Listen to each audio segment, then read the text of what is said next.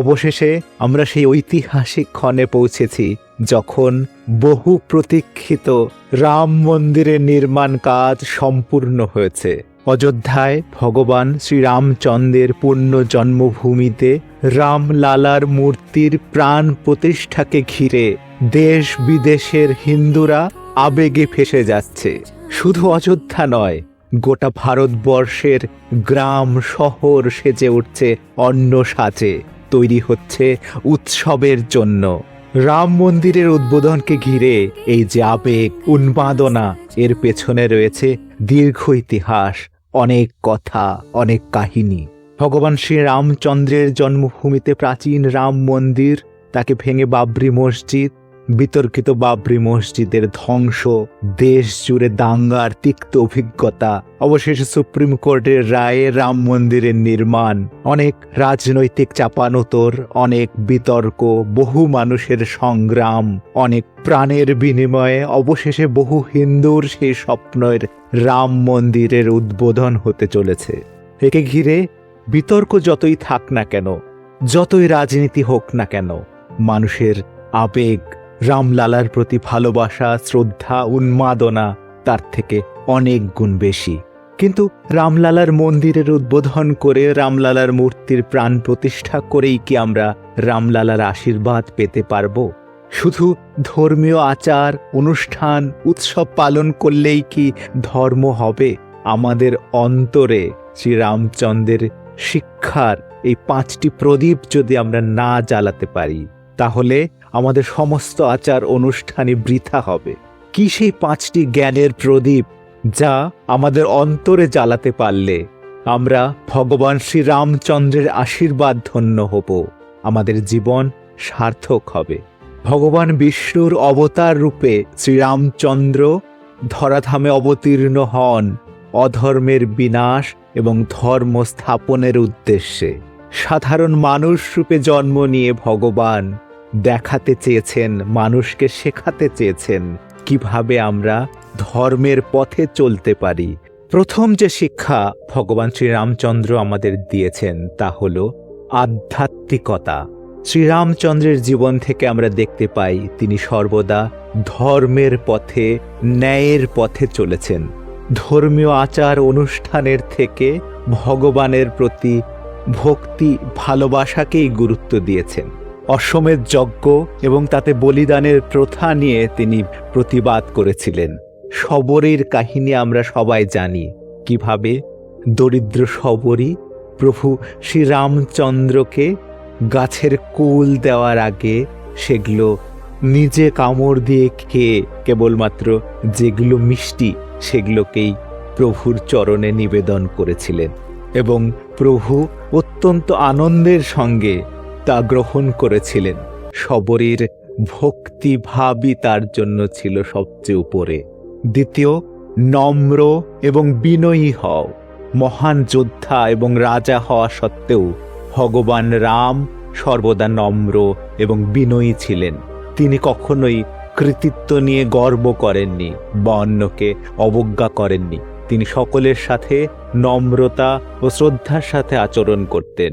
তিনি তার জীবনশৈলীর মাধ্যমে আমাদের পথ দেখিয়েছেন। তৃতীয় যে প্রদীপ আমাদের অন্তরে জ্বালাতে হবে তা হলো ক্ষমা। ক্ষমা করতে না পারলে আমরা জীবনে কোনোদিনই শান্তি পাব না। ভগবান শ্রীরামচন্দ্র তার অতীব শত্রু রাবণ, যে কিনা তার স্ত্রী সীতাকে অপহরণ করেছিল, তাকেও ক্ষমা করে দিয়েছিলেন। ভগবান রামের করুণা এবং দয়া আমাদের শেখায় যে আমাদের সর্বদা অন্যদের সাথে সম্মান এবং দয়ার সাথেই আচরণ করা উচিত। সে আমাদের নজরে যত খারাপই হোক না কেন, যত বড় শত্রুই হোক না কেন, ক্ষমা এক শক্তিশালী হাতিয়ার যা আমাদের জীবনে এগিয়ে যেতে সাহায্য করে, মানসিক যন্ত্রণা থেকে মুক্তি দেয়। চতুর্থ যে শিক্ষা শ্রীরামচন্দ্র দিয়েছেন তা হল সম্পর্কের মূল্য। ভগবান রাম অযোধ্যার রাজা দশরথের জ্যেষ্ঠ পুত্র হিসেবে জন্মগ্রহণ করেছিলেন। তিনি তার পিতার পরে সিংহাসনে গ্রহণ করবেন বলে আশা করা হয়েছিল। যাই হোক, তার পিতা তার স্ত্রী কৈকেয়ীর প্রতি তার প্রতিশ্রুতি পূরণ করতে বাধ্য হন এবং তার জন্য কিভাবে তাকে 14 বছরের জন্য বনবাসে যেতে হয় সে কথা আমরা সবাই জানি। তার পিতামাতার প্রতি শ্রদ্ধা ভালোবাসা এতটাই বেশি ছিল যে পিতার প্রতিশ্রুতি পালন করার কর্তব্যের সামনে রাজসুখ তুচ্ছ ছিল। তিনি পিতা বা মাতাকে কখনো এ নিয়ে কোনো প্রশ্নও করেননি, নির্দ্বিধায় বনবাসে চলে গেছেন। ভগবান রাম তার পরিবারের সাথে একটি দৃঢ় বন্ধনে আবদ্ধ ছিলেন। তার পিতামাতা এবং ভাইদের প্রতি গভীরভাবে একনিষ্ঠ ছিলেন। স্ত্রী সীতার সাথেও তার ঘনিষ্ঠ সম্পর্ক ছিল, যাকে তিনি গভীরভাবে ভালোবাসতেন। ঠিক তেমনি বন্ধুদের প্রতিও তিনি তার সমস্ত কর্তব্য পালন করেছেন। সুগ্রীব এবং বিভীষণকে যথাসাধ্য সাহায্য করেছেন। ভগবান রামের জীবন আমাদের শেখায় যে পরিবার, বন্ধু বান্ধব সকলের সঙ্গে সম্পর্ক কতটা গুরুত্বপূর্ণ এবং এই সম্পর্কগুলিকে আমাদের সর্বদা লালন পালন করা উচিত। পঞ্চম এবং সর্বশেষ জ্ঞান যা আমরা শ্রীরামচন্দ্র থেকে পাই তা হলো সবাইকে নিয়ে চলা, টিম ওয়ার্ক। ভগবান রামচন্দ্র যে ধনুকটি ব্যবহার করতেন তার নাম ছিল সারং। এই ধনুক এতটাই শক্তিশালী ছিল যে এটি একটি সম্পূর্ণ সেনাবাহিনীকে নিঃশেষ করে দেওয়ার ক্ষমতা রাখে। আর তিনি তো স্বয়ং ভগবান, তিনি চাইলে একাই রাবণ এবং তার সেনাবাহিনীকে হারাতে পারতেন, কিন্তু তিনি তা করেননি। যে তার সঙ্গে ধর্মযুদ্ধে সামিল হতে চেয়েছে সবাইকে সঙ্গে নিয়ে চলেছেন। লক্ষণ, হনুমান, সুগ্রীব, বালি, বিভীষণ এদের মতো মহারথীরা তো ছিলেনই, কিন্তু বানর সেনার প্রতিটি সদস্যকেও নিজ নিজ যোগ্যতা অনুযায়ী কাজ দিয়ে সঙ্গে নিয়ে যুদ্ধ করেছিলেন। এর মাধ্যমে ভগবান শ্রীরামচন্দ্র আমাদের টিম ওয়ার্ক শিখিয়েছেন। আমরা একা কখনো সফল হতে পারি না, সুখী হতে পারি না জীবনে।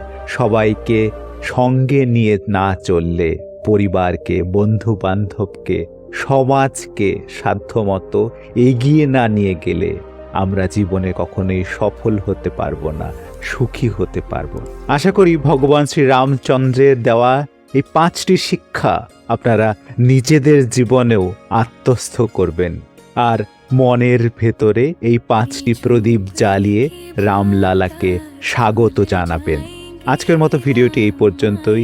জয় শ্রীরাম। আপনারা দেখছিলেন সুখচাবি চ্যানেল। সুখের সন্ধানে সুখচাবির সঙ্গে থাকুন। ভিডিও ভালো লাগলে অবশ্যই লাইক করবেন, বন্ধু বান্ধবের সাথে শেয়ার করবেন আর চ্যানেলটি সাবস্ক্রাইব করতে ভুলবেন না। সবাই ভালো থাকবেন। নমস্কার।